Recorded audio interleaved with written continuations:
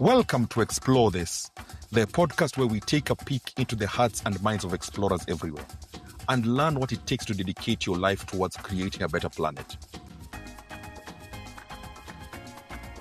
In our first season, we focus on African explorers and feature scientists, historians, ecologists, journalists, and other experts from across the continent. I am your host, Cornelius Okello. I read a quote from you where you said, "You are trying to outpace death." That's a pretty powerful quote.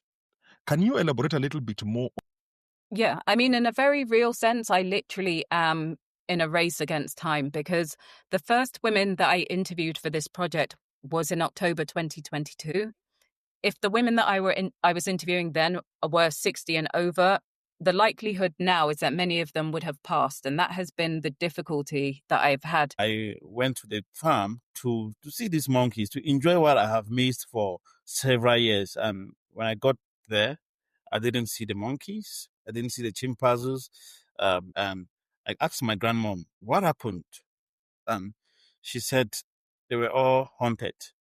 So I really became devastated. I became really angry. And it's at that moment that I actually decided to become a conservationist.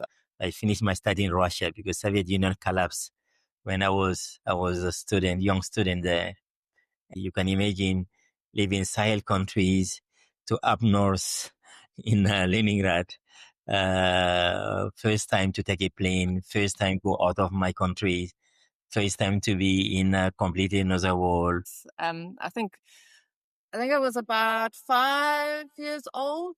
And it was the three of us in the front of this little single cab vehicle. It was like it went dark. We would just, me, my mum and my dad, and we were just suddenly surrounded by elephants. I just remember the thrill, like you're absolutely petrified, but also equal parts sort of excited. Well, when I moved to Ghana, my mum was like, "Why do you want to move there? What could you possibly be going there for? What would you be doing there?" My mother was crying every day that I could come back. She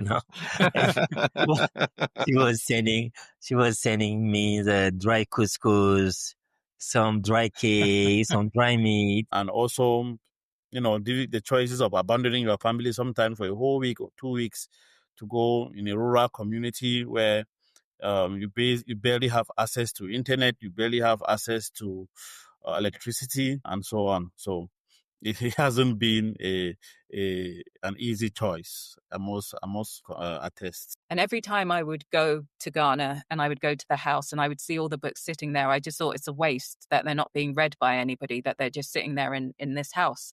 I wanted to be everything. I wanted to go into drama, dabbled with the idea of becoming a veterinary surgeon, you name it, set designs. I went to like a school visit. It was like a cooking school. And I was like, yeah, I'm going to become a chef. Like literally everything.